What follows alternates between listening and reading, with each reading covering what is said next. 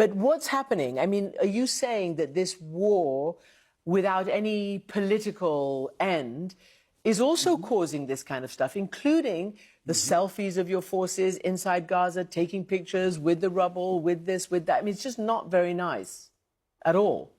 No, it's horrible. Do you feel they're losing their morality, their humanity? Not they. We are losing. We are losing our identity as people, as Jews, and as human beings. Did you ever think you would say that? You're the former head of Shin Bet. Yes. Did you ever think you'd get to a point? Yes, I said it many times. And I said it in the Shin Bet when we tried to think of our code of ethics. I said, when we go to war, people do not think, when you send us to war, you do not send us to negotiate. You send us to kill. Now, we are born with the idea of you shall not kill. And now you tell me, okay, you go to war, kill all the enemies. Now, the idea that I have the right to kill. Now, with the time, it becomes a nature. We do not ask why.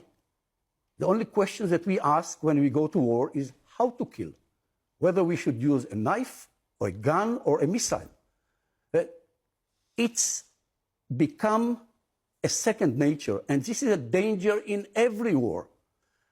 And we saw it, during all the history. What Americans did in Iraq and Afghanistan, what we did in the past, unless we understand that every war must end. This is what we shall see. We shall lose our identity as a democratic human beings, and we shall create a reality of never-ending war. Thank you.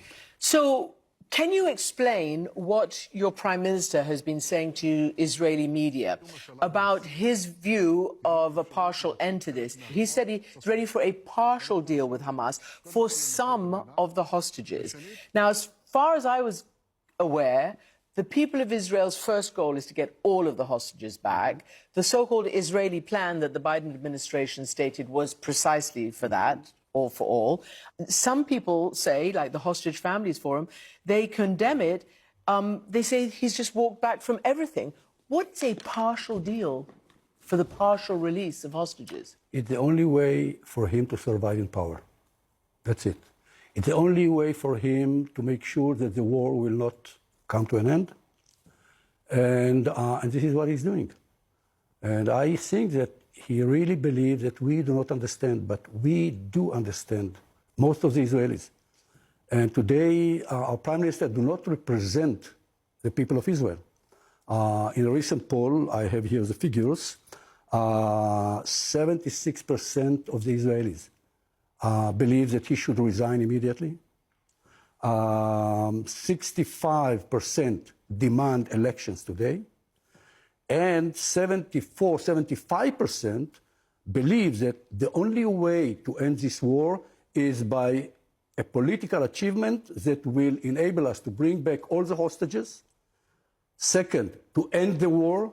And third, to create a regional coalition that will create a better reality and more safety to Israel. I am really surprised by what you said in that he doesn't want to end the war.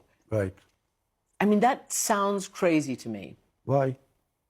Well, why? Why not? Israelis are being killed, Palestinians are being killed, Israel's losing its moral high ground, it's becoming a pariah. We call it toxic leadership.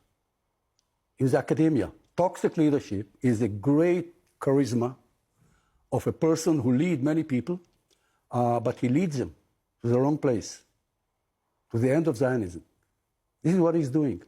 You have to understand that in the first cabinet meeting, when we went to war after the 7th of October, and we had to go to war, because after the massacre, etc., it was a war of defense. But the decision of do not discuss the day after. What is the meaning? I'll tell you something. In this war, when you send your people, your youngster, to kill, and many of them will die there. When you tell them that there is no political goal to this war, immediately what happened? The war becomes the end and not the mean. Now, when the war becomes the end, the goal of itself, this is exactly what we see today in the Middle East. We know how to start wars.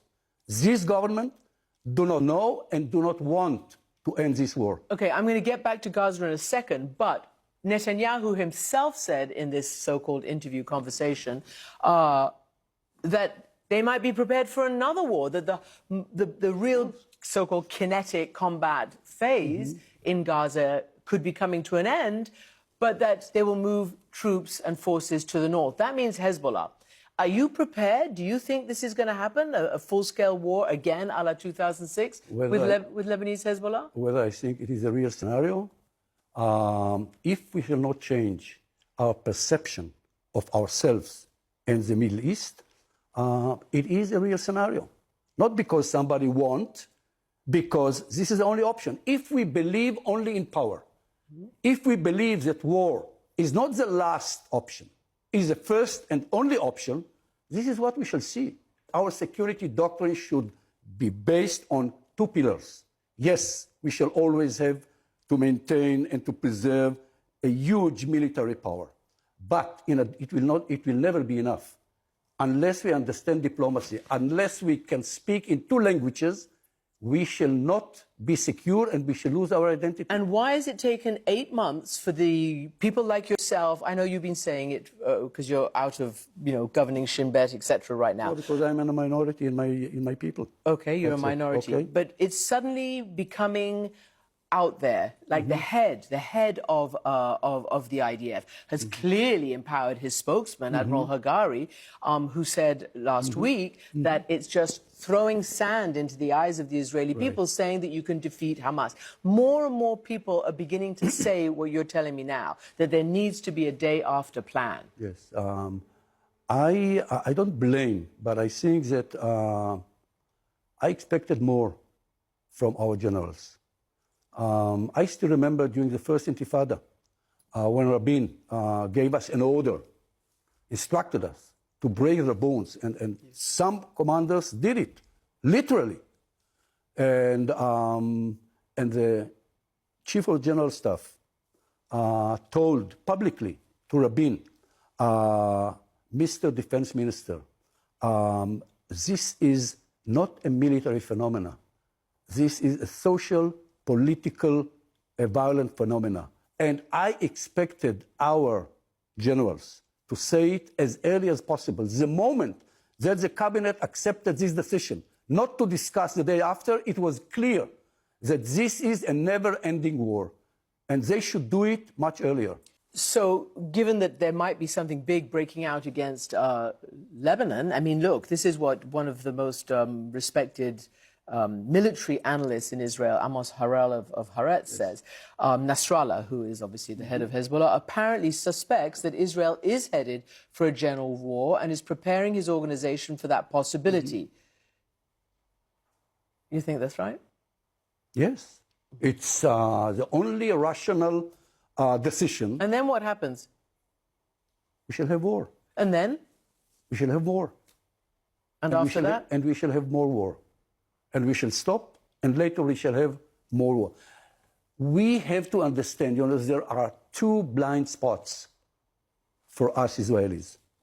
Until today, by the way. What should we learn after the 7th of October? Which was probably the most horrible moment in our history. We should learn, first of all, that we shall not have security as long as we shall not end occupation. This is what Hamas told us. And we shall not have democracy as long as we shall not end the occupation. Now, we refuse to see it. We see it today, if I read the polls, more than we saw it, and this is the opportunity. Our government do not see it. Yoav Gallant do not probably understand it, but he doesn't have the courage to say it because he's base. He has to be elected. So the political power today is not in the hands of the political leaders. The political power is somewhere in the street. And we, people in the street, we do not understand it. And we understand it more and more, and this is why the demonstrations are very, very important. But this is why the international community has a role. Because the international community has to understand, yes, we have to save ourselves from ourselves. But it is not a conflict between Israel and Palestinians anymore. It is a regional conflict that will create a huge impact on the international community. Do you think President Biden and the administration and Israel's friends are saving the Israeli political leaders from themselves or not? I think that they are trying to do their best. The way I understand the American leaders and president, he has to be elected. And he's blamed from both sides. So I'm not here to give him any. I think that he is the only leader who really believes that we can create a different and a better reality. And he's doing all what he can in order to help us to save ourselves. Can I ask you something? Because I was struck by what you said. This is what Hamas told us. You know, you said the business about ending the occupation, etc. I recently spoke with, I'm sure somebody you know very well, the doctor Yuval Biton, who saved Yahya Sinwar's life in hospital, then became an intelligence officer in the prison service. He claimed that Israel, all of you or all, Mossad, Shin Bet, IDF, government, just didn't listen when people like him, who were talking to Hamas every single day, were saying, this is what they think, this is what they say, this is it. He said, Hamas learned a lot about Israel, but not vice versa. I'm just going to play what he told me on this regard. Okay. Unfortunately, the Israeli leadership did not study Hamas, and a lot of people among us, even in the intelligence service, did not know and learn Hamas well enough. All we needed to do was listen to them. Our attitude towards Hamas was arrogant. We dismissed Hamas, and Hamas said everything it intended to do, but we didn't want to listen. Do you agree with that? Yes, of course. I don't agree to the fact that all of us, because all the leaders, all the directors of the Shin Bet said it again and again. You know, I met Ronen during 2 years before. Who's Ronen? Ronen is the director of the Israeli Shin Bet today. During the last 2-3 years. And I told him, look, I understand that, you know, politicians and political leaders, you know, they are telling you exactly the policies that you should follow. But you have to tell them again and again and again, every day, every meeting, that this policy will lead us to a wave of violence. And he told me, Ami, this is exactly what I'm telling him. But Prime Minister did not listen. Why? I know why. Because he preferred his political survival on the future of Israel. That's it. You have said survival requires a political solution and a two-state solution. That, as you said, Hamas will only be defeated by a war, in this war of ideas, which is offering the Palestinians hope. Now, we've heard leaked tapes and things like that. Netanyahu's most nationalistic Orthodox coalition members, people like Smotrich, Ben-Gvir, etc., they, you know, Smotrich, there's a leaked report, he spoke about preventing the occupied West Bank from becoming part of an independent Palestinian state, you know, and he's getting a lot of power and putting more settlers on and empowering the settlers. Is that going to work? Are they going to have the final say? Probably. If we shall not have the power and the courage to change our policy, they will succeed. Now, Israel, we did not have state for 2,000 years. We were born, all my generation, we were born to a reality in which a state is something obvious. It is not. Unless we fight against everybody who do not believe in Israel as a Jewish democracy, we shall not have Israel as a Jewish democracy. And unless we shall understand... You're talking about fighting internal Israeli opponents of a Jewish democracy. Unless we shall understand, again and again I'm saying it, that if we shall not end the occupation, we shall not have security. And if we shall not end this occupation, we shall not have democracy. We shall not have democracy, and we shall not have security. And this is the end of the Zionist dream, because the Zionist dream is a state for Israel with a specific identity. It is a Jewish democracy. Our parents did not come from Arab states and Europe in order to create a totalitarian regime, and nobody will accept it.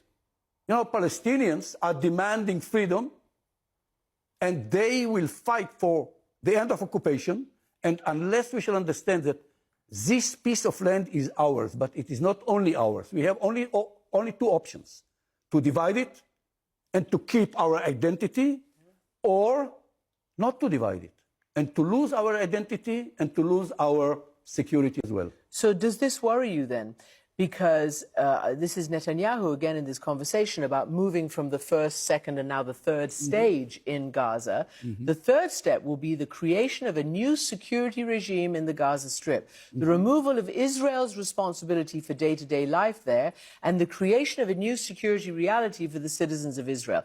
What do you think that means? Do you think that means carving out a whole piece of Gaza? Oh, okay. This is what it means. For Netanyahu, he is lying to us, because Netanyahu is not stupid. He is the brightest person that I met. But this is toxic leadership. He is telling us something that he knows that will not work. He knows the Palestinians. He knows that they will go on fighting. He knows that they will not accept any Israeli leadership that does not give them the national liberty, end of occupation. He knows it. But he's trying to sell us something that probably, but most Israelis, again, he do not represent the 75% of his people. Finally, if a war happens between a full scale between Israel and Hezbollah, there are those who are very concerned, like United States sources apparently, that the Iron Dome, your anti-missile shield, could be overwhelmed in the opening strikes. Do you worry about that? Yes, of course. There is no ultimate solution.